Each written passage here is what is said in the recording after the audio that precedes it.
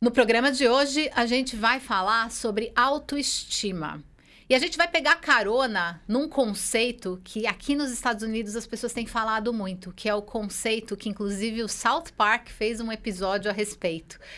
Ozempic versus positividade corporal.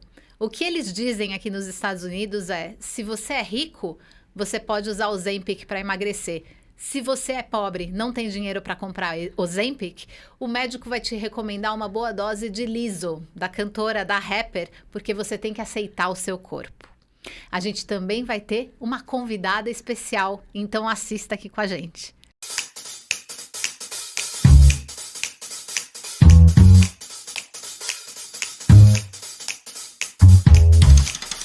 Olá, gente fina, elegante, sincera, aqui é o Away Sem Desculpas, eu sou a Sil Curiati e junto com as minhas amigas Rogéria Viana, aqui de Nova York, Cíntia Maffei, lá de Não Roma Mais, agora de São Paulo. A gente bate esse papo, a gente faz um Away sem pedido de desculpa, porque passou do tempo da gente ficar pedindo desculpa por qualquer coisa. Se você gosta desse conteúdo, assine o canal, curta, compartilhe e comente aqui embaixo, conta pra gente o que você quer ouvir nesse programa. Cansei, uma saudade ou um desafio? Que temos? Eu posso falar? Pode. Eu tive uma saudade que foi uma coisa tão aleatória. Tava numa reunião, num call essa semana, com uma pessoa que fez assim com o braço, como eu tô, e ela tava usando um relógio. E eu fiquei olhando, eu falei, gente, Peça de nunca museu. mais usei os meus relógios. E eu adoro relógio. E quem usa relógio hoje em dia? As pessoas não usam mais, né? É muito raro. E eu passei muito tempo daquele call olhando pro braço da pessoa e pensando, eu vou voltar a usar os meus relógios. E eu acho que a gente voltar a usar relógio é mais uma desculpa pra gente não pegar o celular. Ó, que boa, Né? Principalmente em reunião. É peça de museu já. Você viu que a Taylor Swift tava usando relógio no pescoço? Não. Agora virou moda, Pois aqueles é. de pulseirinha no pescoço. No próximo programa eu estarei com meu relógio de Quero pulso ver. aqui. Tenho vários, tenho que botar bateria, porque nem bateria mais Eu tem. tinha coleção de Swatch. Que saudade que me deu verdade. disso. Eu Eu também comprava uns tinha. baratinhos. Sim, você? Nossa, eu nunca usei relógio. Nunca. Eu nem sei como é que eu vivia antes do celular. Com questão de hora, porque eu nunca usei. Parava as pessoas na rua pra perguntar as horas. Bom, o meu, cansei. Eu cansei de ser bombardeada pela mídia, sabe? De corpos lindos, perfeitos. Eu fico tão aliviada quando aparece alguém mostrando o real, sabe? Aquela atriz Paola Oliveira, que sem medo, sabe, se mostrou, mostrou gordura, mostrou, sabe, celulite, tudo que tá Gostosura. ali. Mas isso foi um alívio tão grande pra mim. Eu tô cansada, sabe? Tô cansada de ser bombardeada, sabe? Como se todo mundo, sabe, todo mundo fosse perfeito. E a gente é ET, né? E Nossa, isso gente. da Paola Oliveira E eu foi- aqui com as minhas celulites e minha flacidez e tudo, Verdade. e olhando esse povo, sabe? É frustrante demais. Se ainda fosse real, ok, mas não é. Mas foi um processo interessante esse da Paola Oliveira, né? Porque antes do carnaval ela estava indo para os ensaios e as pessoas divulgando fotos dela, imagens dela, mostrando perna com celulite, já gordura, não sei o quê. E ela nem aí continuou usando vestido curto, não sei o quê. Ela foi... A musa do carnaval, só se falou dela, ela estava a coisa mais linda, ela era a mulher mais linda do carnaval. E ela é linda. Ela é E ela linda, não tem ela é medo linda. de mostrar assim, tô curtindo minha vida, eu danço de biquíni com meu marido, sou uma Sim. gostosa, tomo uma cerveja, como um negócio, mostra ela fazendo doce, comendo, E foi é maravilhoso. o maior tapa na cara que se pôde ter nesse carnaval. Então, Adorei também. maravilhoso. É um cansei mesmo esse, eu compartilho desse cansei. E eu vou compartilhar com vocês um desafio que eu tenho tido nos últimos tempos, que é de me reconectar com a minha fé.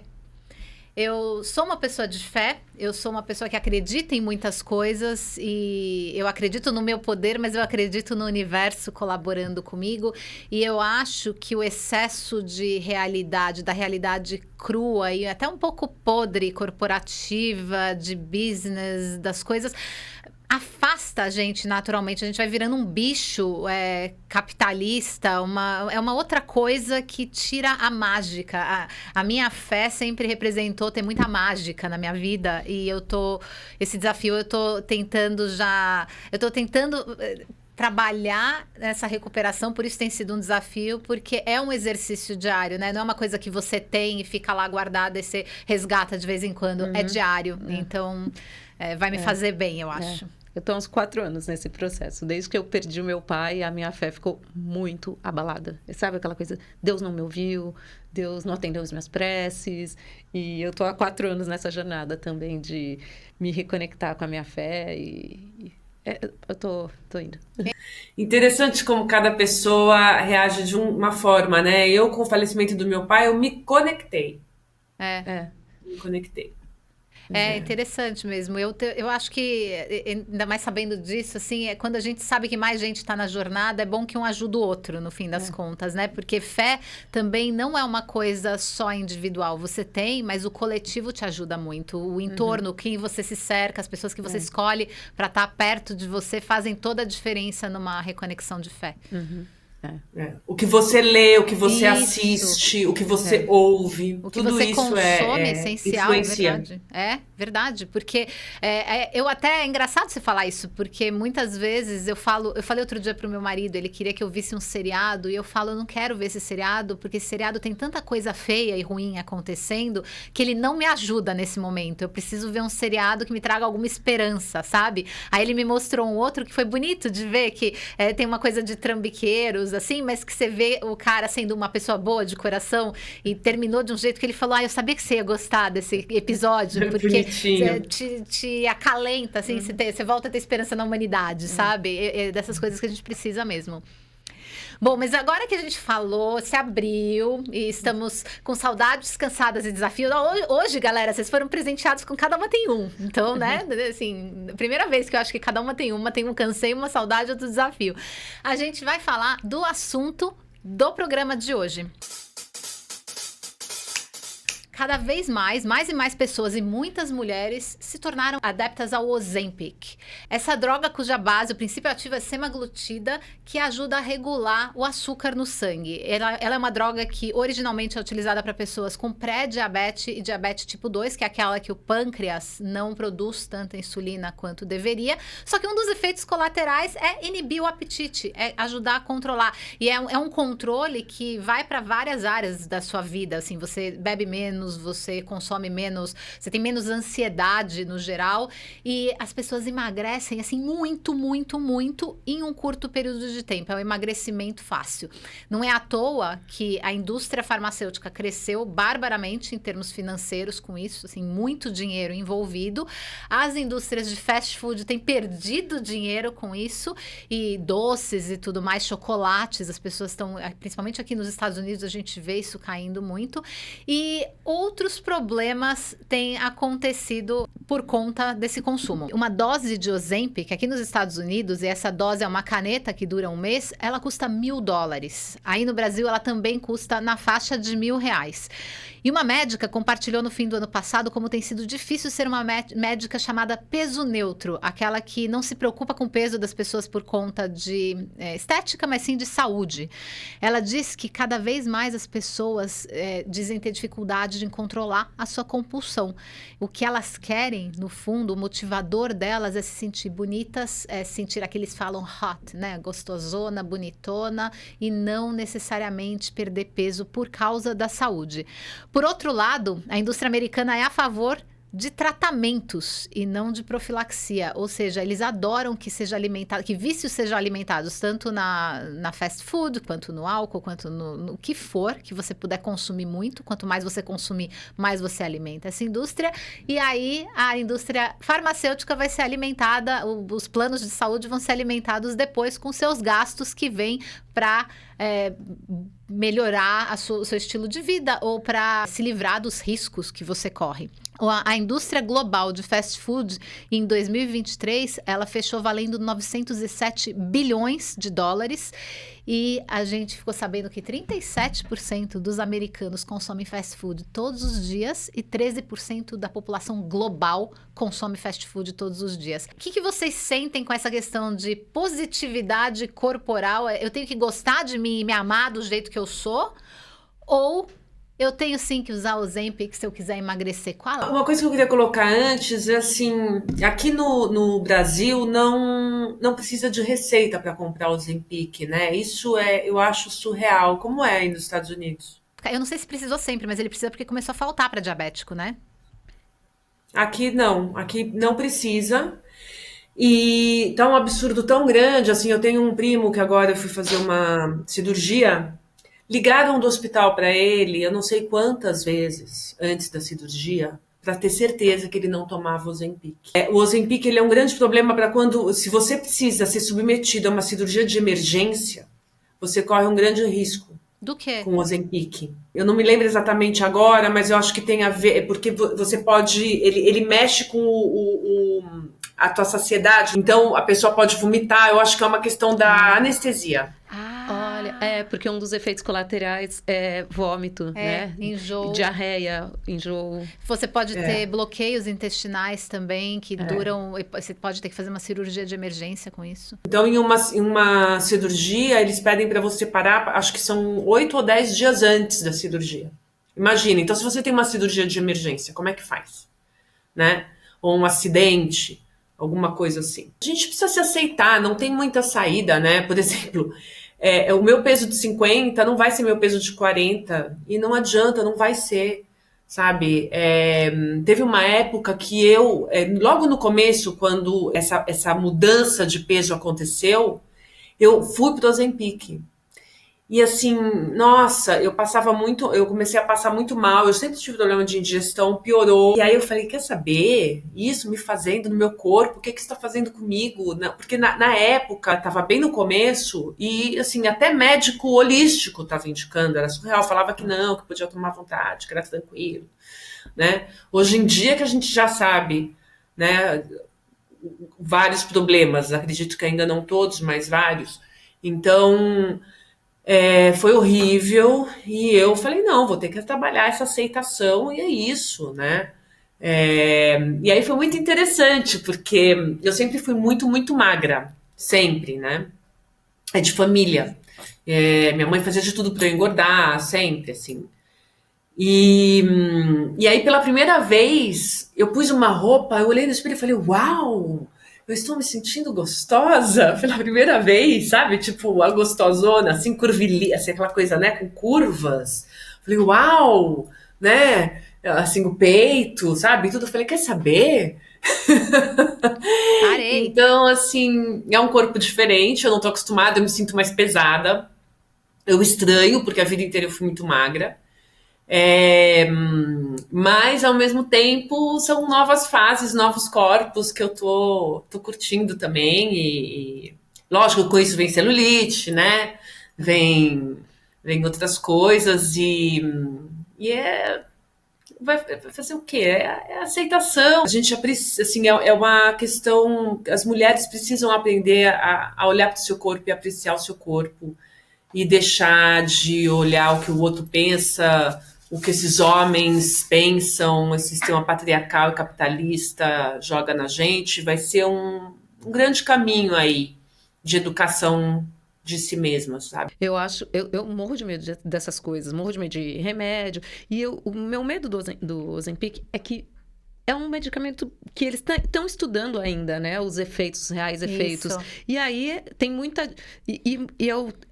esse mundo da indústria farmacêutica me assusta um pouco às vezes, porque a gente lê muitas notícias que a gente não sabe se realmente foram inventadas para justificar, e falam, não, tem vários benefícios para os rins, para o coração, mas por outro lado tem tem vários riscos também.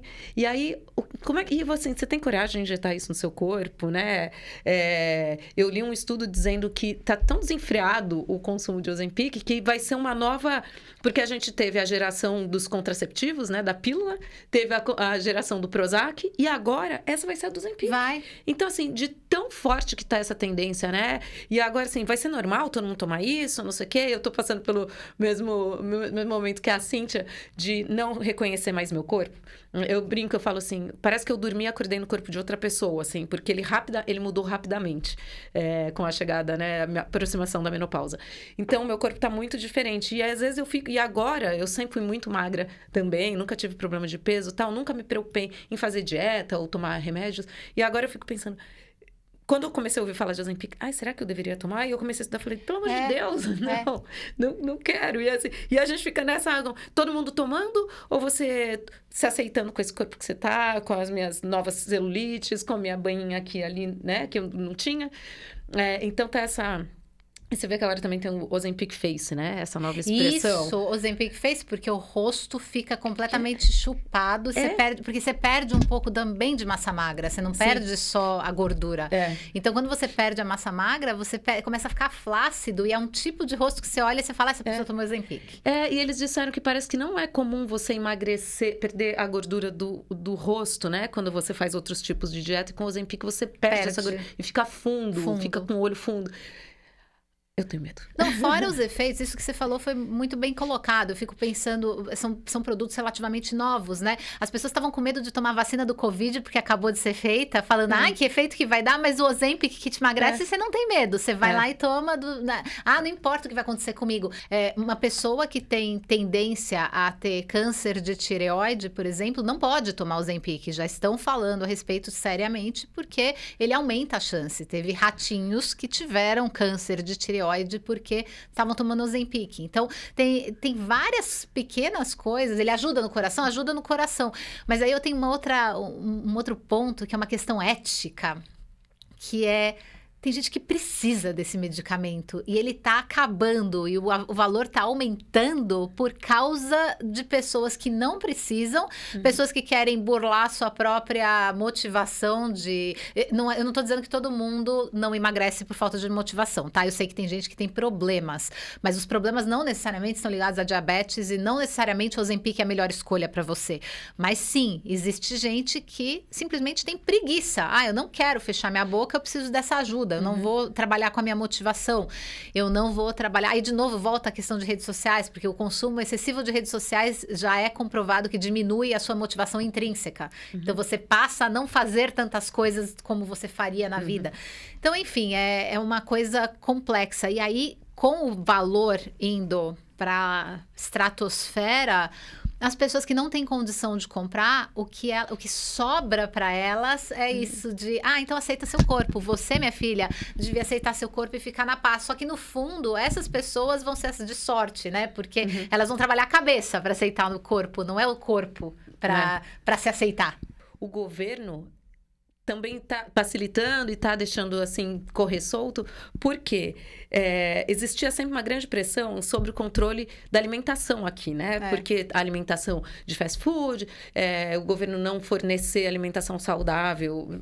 E aí, as pessoas não tendo mais esse problema da alimentação e de engordar por causa da alimentação... Tem o Ozempic, então parece que o governo também tá liberando e tá fazendo vista grossa para isso tudo. É verdade, faz sentido. Bom, a gente vai voltar no próximo bloco com a convidada e o papo vai continuar. Até mais. Estamos de volta e a gente trouxe uma surpresona para vocês. A gente trouxe uma convidada. Eu falei já sobre isso no começo do programa, mas eu estou muito feliz de receber aqui a Maria Ribeiro. A Maria Ribeiro é fotógrafa, ela é autora do livro Nós Madalenas, ela é membro da Unesco SOST. É assim que fala? Eu acho que é assim, depois a Maria me corrige se não for. Ela já foi premiada pela ONU, entre outras coisas. O trabalho dela é fascinante como fotógrafa. Eu acompanho a Maria no Instagram já há algum tempo e eu quero que vocês conheçam. Então, juntem-se a nós para dar boas-vindas a Maria Ribeiro. Bem-vinda, Maria. Obrigada por estar aqui com a gente. Olá, tudo bem? Muito obrigada, eu que agradeço o convite. A gente está super feliz e como você está inaugurando essa cadeira, a gente ainda nem sabe o que a gente vai fazer com os convidados, além de encher eles de perguntas, tá? Mas como você está inaugurando essa cadeira, eu quero começar te trazendo para dentro do programa com uma brincadeira que a gente faz entre nós para trazer a gente para a presença do momento. Então eu queria que você compartilhasse com a gente ou uma saudade ou um cansei, ou um desafio que você esteja vivendo hoje? Então eu vou compartilhar a saudade inicial desse programa, que é a saudade de Nova York. E Ah, eu já morei em Nova York um tempo, e aí agora que eu tô conversando com vocês, eu falei, nossa, que saudade de Nova York. quanto tempo você morou aqui? Um ano, Ah, não foi quase um muito? ano. É quase um ano. Cheguei no começo de 2017, eu fui para ficar pouco, mas aí eu fui ficando, acabei participando de exposições, coletivos e tal, que aí fui embora só no final do ano. Olha, eu tô louca para fazer um monte de perguntas sobre isso, mas como eu acho que as respostas vão estar dentro dessa primeira pergunta que eu quero te lançar, eu quero saber qual é a sua história, Maria. O que você conta pra gente? Então, bom, sou formada em audiovisual, né, inicialmente. E aí eu fui fazer estágio e fazer assistência dentro do cinema publicitário, né, das fotos para moda, para publicidade, para revistas. E eu comecei, na verdade, a entender como que é os bastidores da construção dos padrões estéticos que a gente consome, né, enquanto sociedade. E acabou que foi na mesma época que eu estava assim entrando em contato com o feminismo, essa coisa, né, de 2014, 2015, grupos de Facebook aqui no Brasil. E eu comecei a ficar muito incomodada com a forma como era esse trabalho, né? Eu fotografei, assim, Gisele Bündchen, todas as atrizes da Globo. Eu vi elas entrando, assim, no estúdio, às vezes eu nem as reconhecia, né? Porque depois eu vi a produção, o Photoshop, né? A manipulação. Aí quando eu olhava as fotos que estavam, né, nos outdoors, nas capas de revista, eu falava, gente, não é a mesma pessoa, né? E aí isso começou a ser muito difícil para mim. E aí eu fiz o meu primeiro projeto, que era, na verdade, o oposto de tudo isso. Que é justamente o que virou o livro, do Nós Madalenas. Eu chamei umas amigas, né, que eu conheci nesses grupos de feminismo. E a minha proposta era assim, escolhe uma palavra que representa o feminismo dentro da sua trajetória de vida. A gente escrevia com batom nos corpos das mulheres, fazia uma foto super artística, nua, crua, assim, em preto e branco. E a gente acabou montando um Tumblr para compartilhar essas fotos, e esse Tumblr viralizou na época. Tinha, assim, 500 mulheres querendo participar do projeto, e eu fotografei esse projeto por 2 anos. Esse projeto virou um livro, né, com todas essas fotos e um depoimento em primeira pessoa de cada uma dessas mulheres compartilhando um pouco da sua história. E aí esse projeto mudou minha vida, né, porque enquanto eu fazia os lançamentos aqui, acabei indo fazer um outro projeto com mulheres quilombolas, mulheres indígenas. Esse projeto acabou sendo premiado pela ONU Mulheres, aí em Nova York. E aí eu fui para a ONU para fazer, né, esse prêmio, falar sobre o meu trabalho, né, fazer uma palestra. E acabei ficando em Nova York o ano todo, né, participei de coletivos, dei workshops, estudei, ganhei um edital, fiz uma exposição. Foi uma, né, experiência incrível. E quando eu voltei, eu falei, bom, o que eu vou fazer agora, né, com tudo isso que aconteceu? Eu sei que eu quero fotografar mulheres, mas eu, né, nessa época eu já tinha lido O Mito da Beleza, né, que é a minha bíblia. Quem não leu, leia O Mito da Beleza, da Naomi Wolf, como as imagens de beleza são usadas contra as mulheres. E eu comecei a criar experiências fotográficas para mulheres, trazendo uma série de conhecimentos que eu conseguia compartilhar, né, para que elas se tornassem mais abertas, mais livres, menos preocupadas, com menos vergonha, com menos questões em relação ao corpo. E acabou se tornando um projeto que é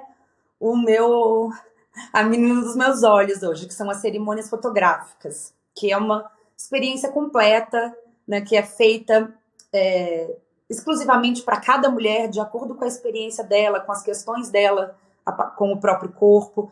Então a gente faz meditação, a gente faz rituais, a gente faz exercícios sensoriais, a gente canta, aromaterapia, e aí depois a gente faz as fotos. E eu tenho feedbacks lindos, assim, e transformadores das mulheres que eu recebo. E agora esse ano vai sair uma próxima edição desse livro, né, Nós Madalenas, que é a mesma proposta, mas dessa vez são mulheres convidadas, são 25 mulheres que já têm um trabalho lindo em relação a gênero, que fizeram a foto comigo e vão falar um pouco, né, sobre a palavra que ela escolheu, sobre feminismo. Então, Sônia Guajajara está nesse projeto, Tati Bernardi, Giovana Madaloso, Sara Oliveira, só mulher incrível. Então, é isso. O projeto além das fotos serem lindas, essa ideia da palavra escolhida, escrita com batom e você contar a história, é muito maravilhosa para todas nós que trabalhamos com mulheres. Eu lembro eu juro por Deus que eu tinha isso. Eu falei, deixa eu fazer uma lista de palavras das que eu escuto das minhas clientes, né? Porque a Story nasceu para cuidar de mulheres, das histórias das mulheres. Então, as palavras que eu ouvia delas, eu falava, nossa, tipo, tem um dicionário inteiro que dá para escrever, né? É maravilhoso isso. E independe de classe social, né, Maria?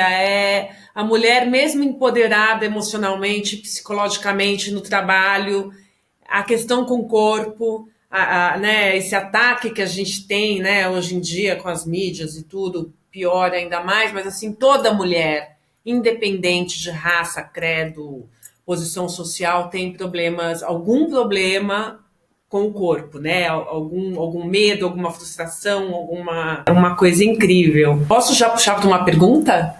Sim. Só fazer uma observação que eu acho importante, é que eu acho que a gente precisa ter consciência de determinadas opressões, né?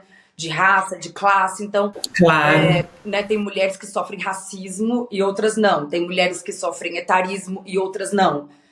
Gordofobia, capacitismo. Então, né, são opressões sistêmicas que eu acho que é importante a gente reconhecer determinados privilégios, né?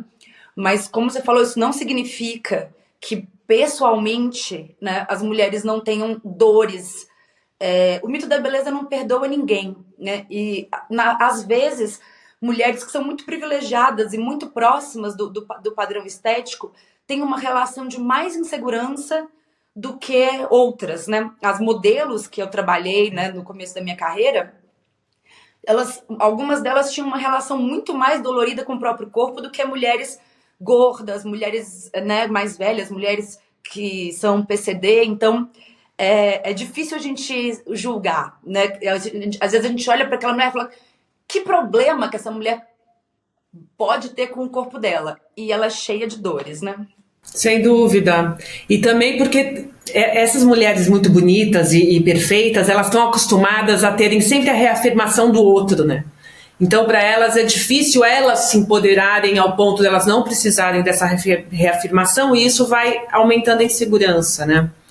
Quando vai perdendo a beleza, quando vai esvaecendo, deve ser mais difícil e complicado, né? E eu queria também te perguntar, sem dúvida, essa questão, tem questões que, a parte da questão social, né, e do empoderamento da mulher, claro, tem coisas que realmente são massacrantes, né, na nossa sociedade e cultura. Mas eu queria entender um pouco o trabalho, assim, você, nesse primeiro livro, né, As Madalenas, como foi? Você chegou até essas mulheres chegaram até você, já emendo também um pouco para você também falar de como é feito, você falou meditação, rituais, né? Mas assim, o trabalho psicológico para que elas consigam se soltar, né? Não deve ser fácil também. Eu não sei como é que você sente isso, assim, se você puder falar um pouco disso, dessas duas questões, eu fiquei bem curiosa.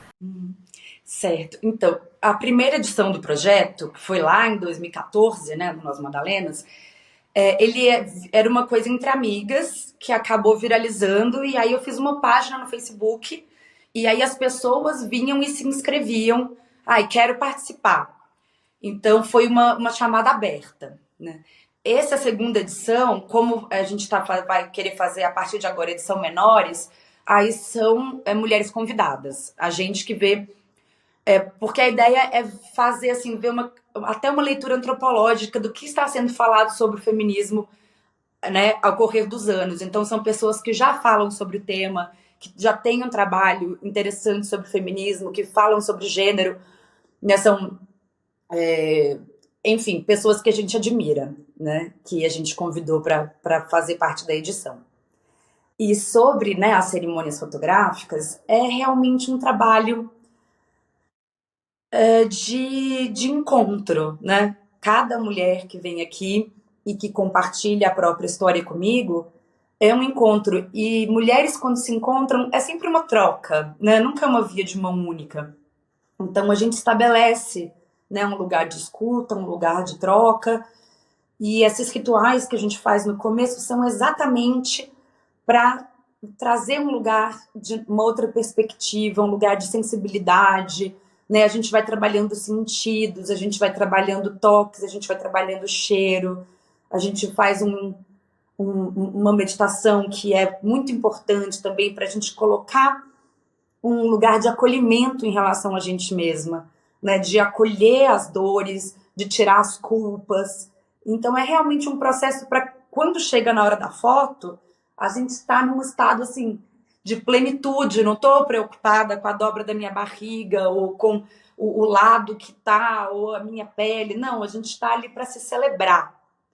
E como a gente é muito oprimida, assim, uma coisa muito destrutiva, né, o que fazem com a gente na sociedade, a gente precisa de um processo assim para trazer a gente para esse lugar mais consciente e pleno de simplesmente gozar do prazer de existir através do nosso corpo, né, sem interessa o peso, o formato, a idade, né, a altura, isso é o de menos.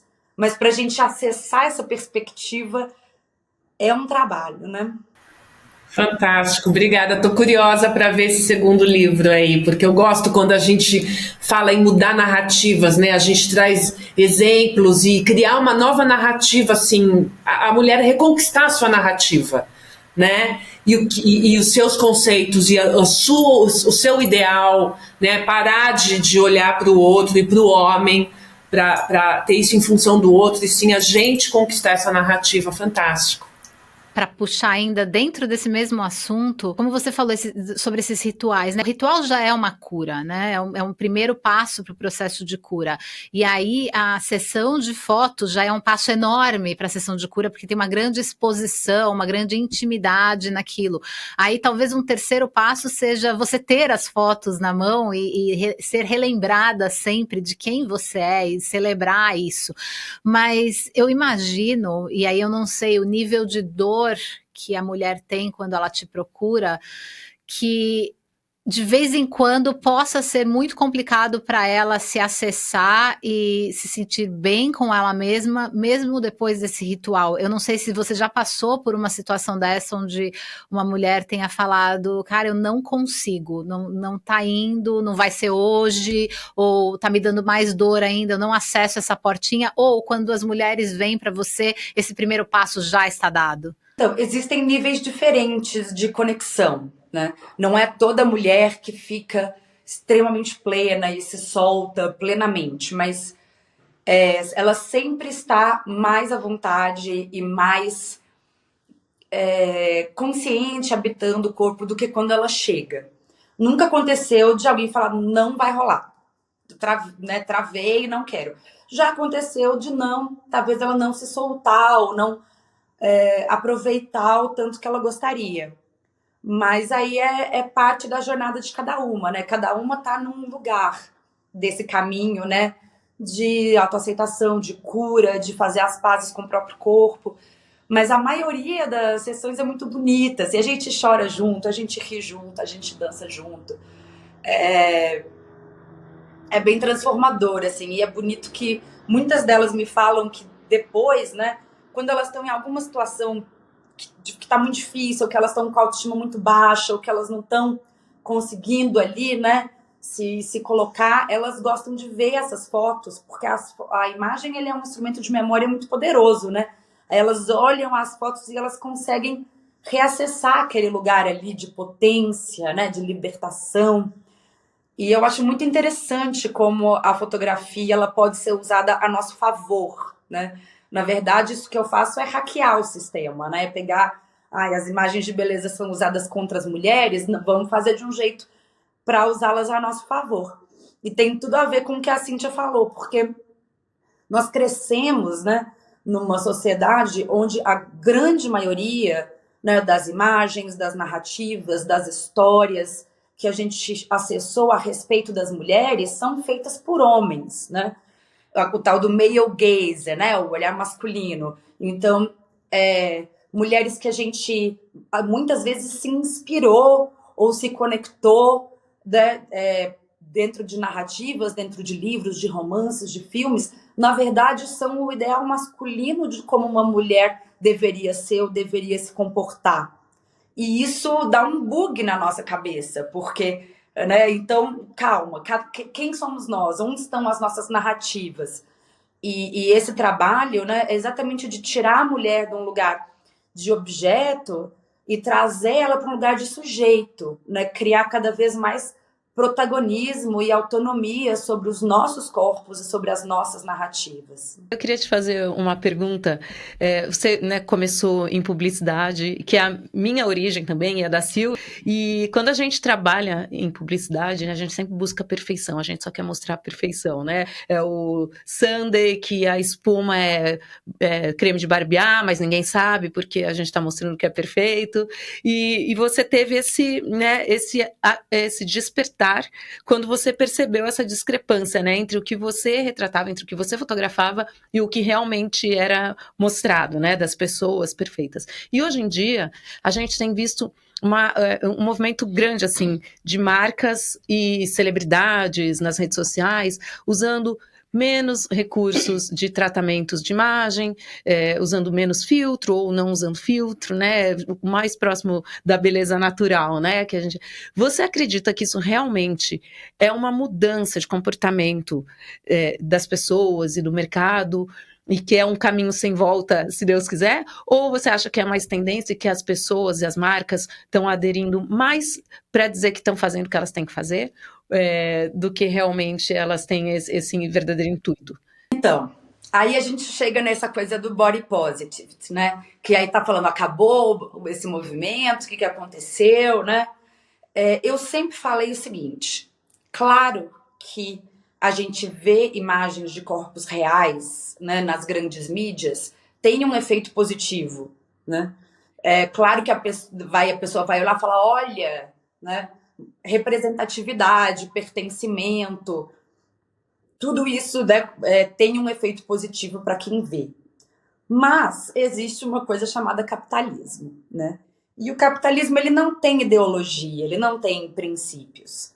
Então, da mesma forma que ele está usando essas imagens porque é algo que está sendo positivo para essas marcas, porque não se enganem, se não estiver dando lucro, elas não estariam fazendo isso. Da mesma forma, ele pode parar a qualquer momento a partir do instante em que isso parar de ser lucrativo. E é isso que a gente está começando a ver, né, com essa coisa, inclusive, do Ozempic. O que aconteceu com o movimento Body Positive?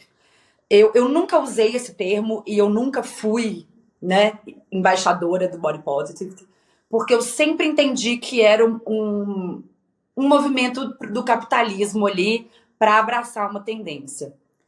Então, mas independentemente do que esteja em alta ou não, nós mulheres com os nossos corpos continuamos existindo no mundo, continuamos andando nas ruas, continuamos, né, estamos aqui. Então, o que a gente vai fazer com isso? Por exemplo, quando teve a Miss Universo, que foi uma mulher preta que ganhou, todo mundo veio me perguntar o que eu acho. Eu falo, gente, seguinte, eu acho um absurdo, assim, um ultraje que concursos de beleza ainda existam, onde as mulheres estão lá desfilando, parecendo um pedaço de carne no açougue, sendo medidas para ver quem é mais bonita. Isso, para mim, é uma coisa medieval, assim.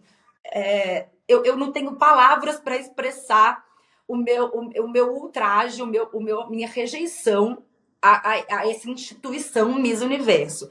Agora, eu vou negar que ter uma Miss Universo negra vai fazer com que um monte de mulheres, meninas, crianças, adolescentes negras se sintam representadas e pertencentes? Não posso negar isso.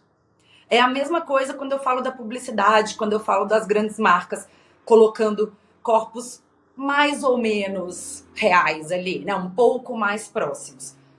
É bom, mas a instituição é um problema, como você falou. Depois que eu trabalhei com publicidade, eu não acredito em nada que tá lá. Danoninho não é danoninho, hidratante não é hidratante, nada que tá ali é real. Então, a gente precisa tomar cuidado, na minha opinião, quando a gente pensa na grande mídia e como ela se apropria dos nossos movimentos. Sim, é na publicidade, como vocês colocaram, mas as redes sociais, quando surgiram, elas traziam esse frescor do conteúdo ser feito pelo criador, por nós, então com isso mostraria-se um mundo mais real. E de repente virou um mundo cheio de filtros, um mundo cheio de produção, simplesmente a publicidade se apropriou desse meio para dar continuidade a um modelo que é um modelo quebrado, que é um modelo que ele quebra a gente também, né? Ele estraga a nossa maneira de nos ver, ele estraga as nossas expectativas, ele cria expectativas irreais. Então, cada vez mais. A Rô e eu, a gente estava conversando agora, vindo para cá, sobre a influencer que é plus size, né? Menciona essa história. Isso que mesmo. Vale. A Ashley Graham, que é uma influencer plus size, super famosa, ela começou porque ela era muito parecida de rosto com a Cindy Crawford, né? Então, e ela foi apelidada, né, a Cindy Crawford plus size.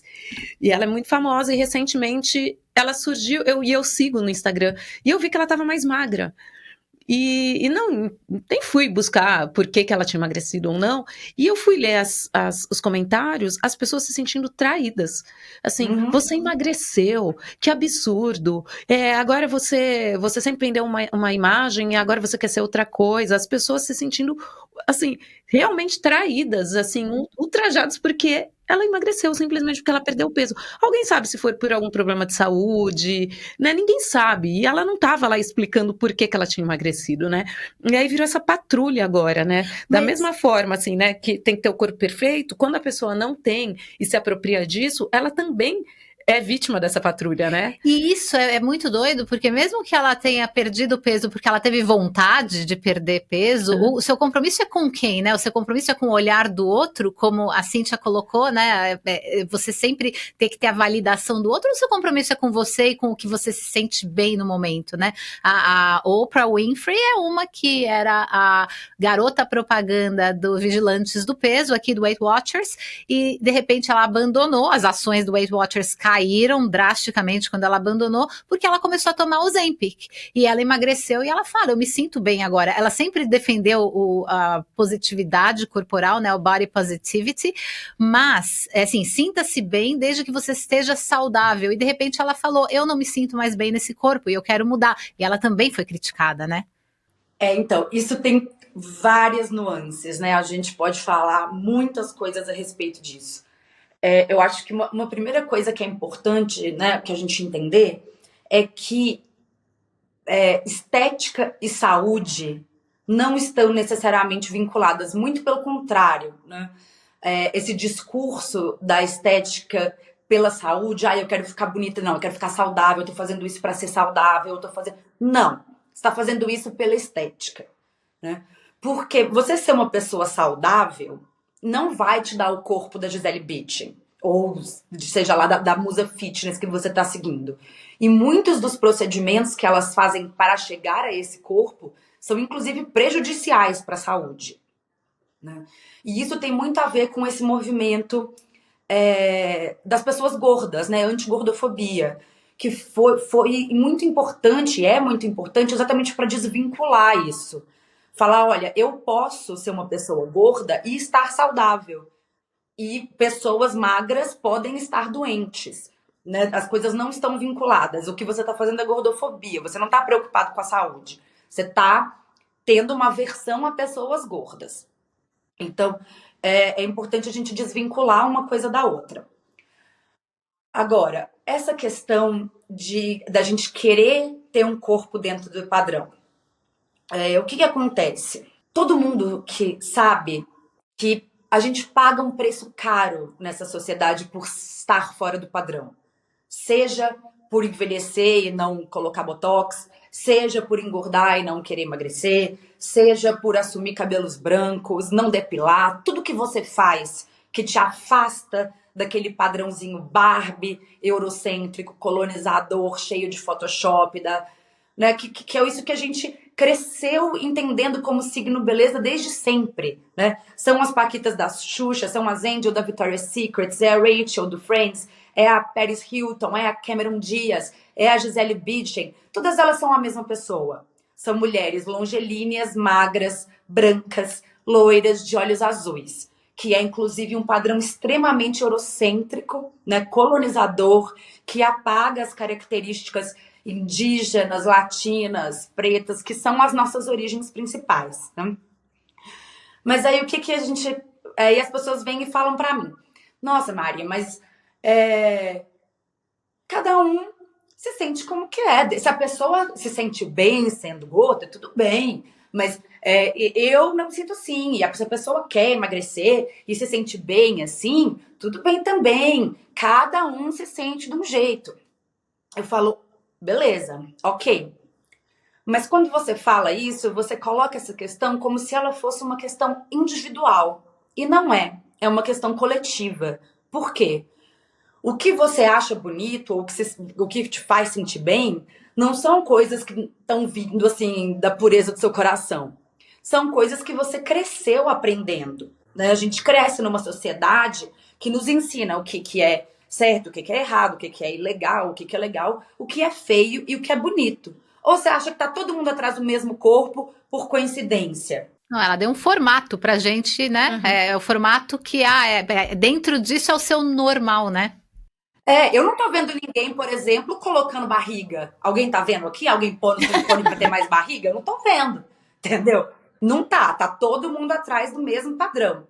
Então, você tá se sentindo mal se você tá fora do padrão, não é porque é uma questão minha individual. Não, é que você foi bombardeada a vida inteira pra se sentir mal se você estiver fora do padrão. Porque você aprendeu a vida inteira que só aquele corpo lá, que é aquele corpo que, né, das musa fitness, das capas de revista, aquele corpo que não existe, só ele é bonito, só ele é sexy, só ele é desejado, só ele vai fazer com que você se sinta bem, seja plena, amada, realizada e feliz.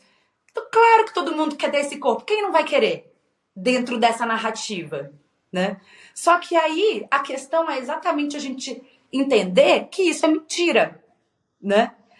Teve uma entrevista que a Tess Holliday deu, que eu achei maravilhosa, né? Pra quem não conhece, a Tess Holliday foi uma das primeiras modelos gordas, não é plus size, não. Ela é gorda, maior mesmo, a fazer sucesso na internet. E aí, anos atrás, uma jornalista perguntou pra ela como ela se sentia vendo que uma grande parte do hate, né? Dos ódios lá, mensagens de ódio que ela recebia, vinham de mulheres.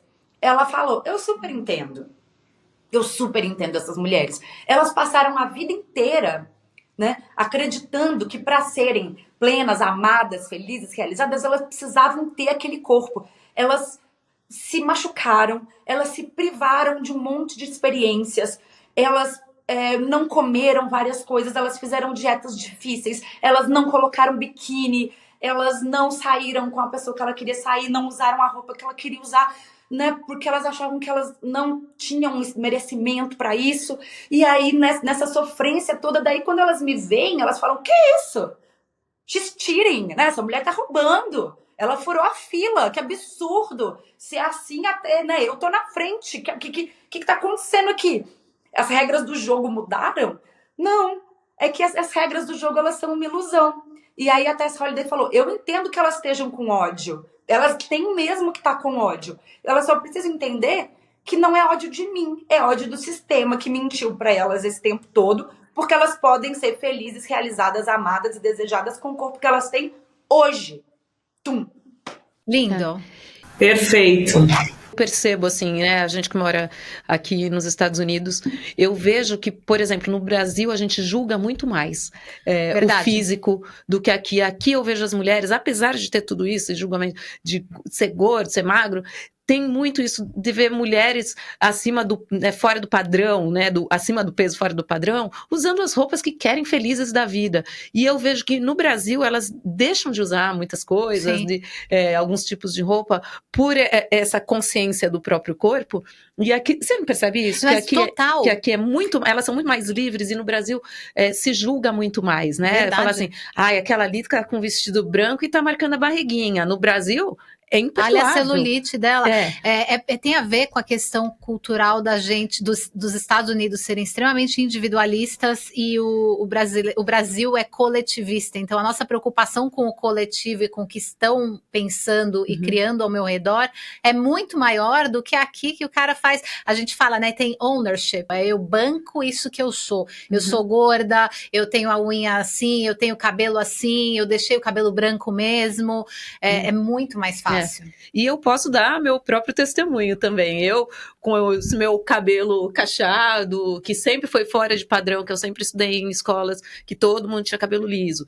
Até os 18 anos, eu fazia chapinha no cabelo, porque eu tinha que ter o cabelo liso igual de todo mundo. Quando eu mudei pra cá, olha só, eu com 40 anos... tive coragem de usar o meu cabelo do jeito que era, porque eu deixei de fazer chapinha com 18, mas depois que eu assumi os cacheados, eu só andava com ele preso. Eu comecei a usar meu cabelo como ele tá aqui hoje, que vocês estão vendo, aos 40 anos, quando eu mudei para Nova York e vi as pessoas de cabelo azul, de cabelo verde, do jeito que quisessem. E aí, um dia eu olhei e falei assim, meu cabelo não pode. Eu não posso achar meu cabelo estranho. Se tem uma pessoa andando de cabelo verde, ninguém tá nem aí para ela.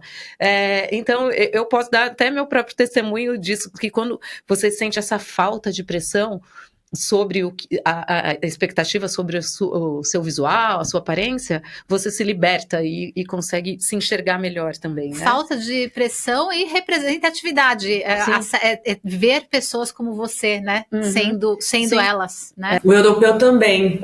O europeu ele é muito mais tranquilo. O brasileiro o Brasil é massacrante nesse sentido. O europeu, assim, ele não tem essa coisa de etária, a mulher é mais velha, ou tá fora do peso, ou tem celulite. Eles não têm, assim, Maria, eu queria saber, assim, tem uma fala da Jane Fonda, né, uma entrevista que ela dá, e ela fala que hoje, quando perguntam para ela sobre sexo, ela fala que hoje ela tem vergonha do corpo, né, e ela tem dificuldade em tirar a roupa na frente de um homem e tal.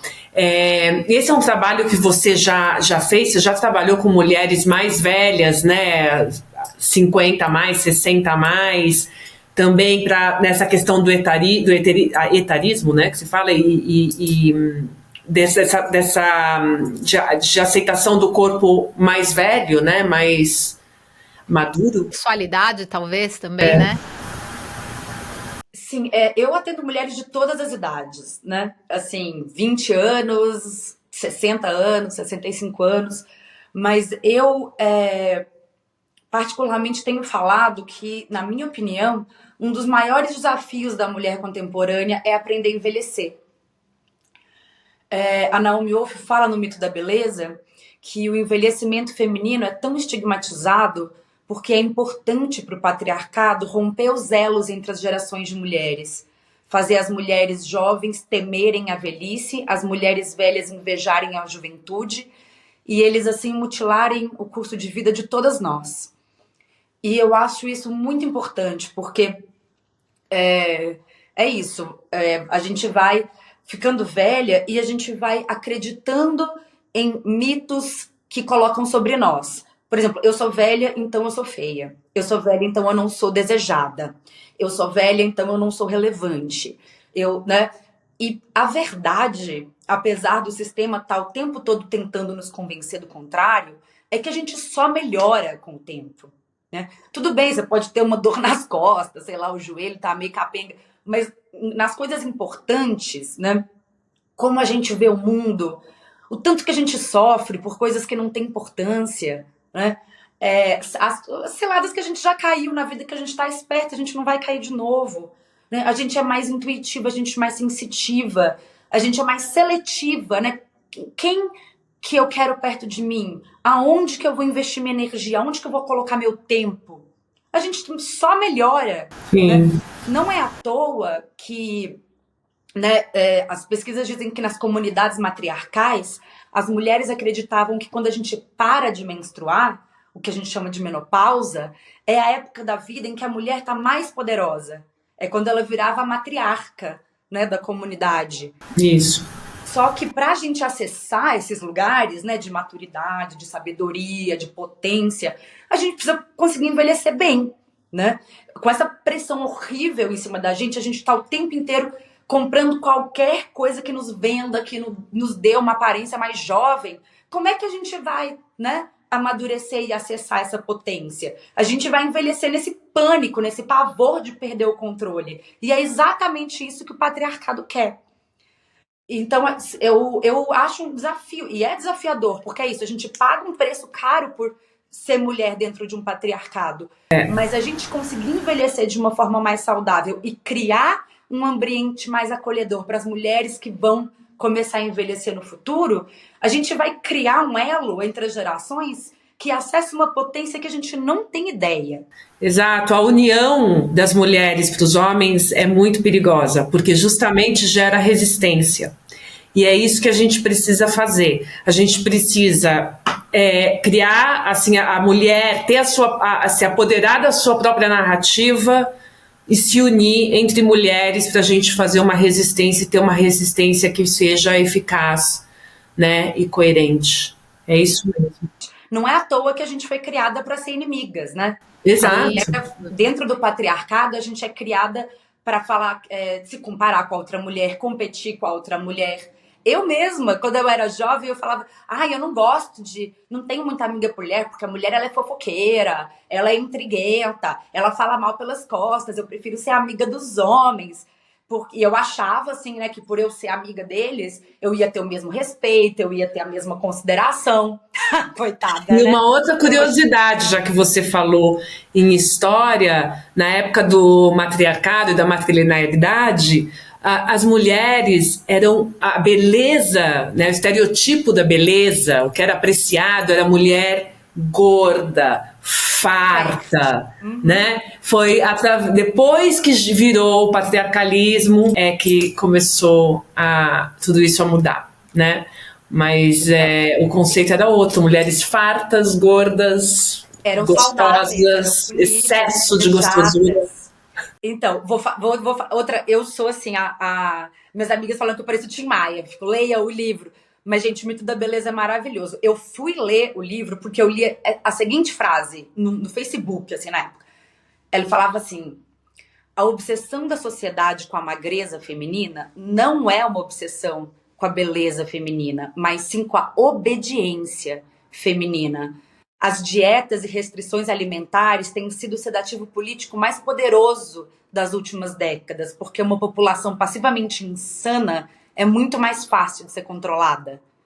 Falei, é isso. É isso. Distrair as mulheres. Você distrai as mulheres com bobagens e brincadeiras e coisinhas para elas se divertirem.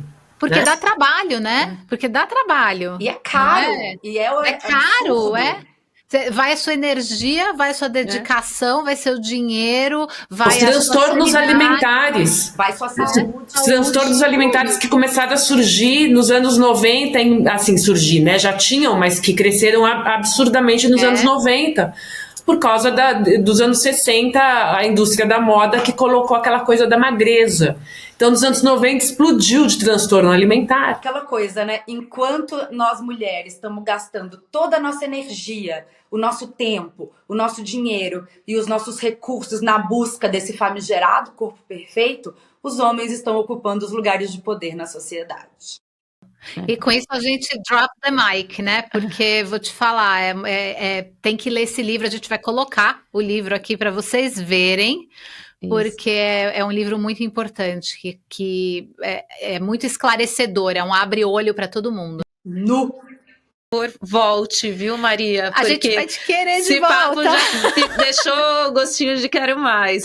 A gente vai te querer de volta, sim. Um prazer ter você aqui com a gente. Maria, muito, muito obrigada. Só chamar, gente. Muito obrigada. O prazer foi meu. Obrigada a todas que estão escutando aqui e até a próxima.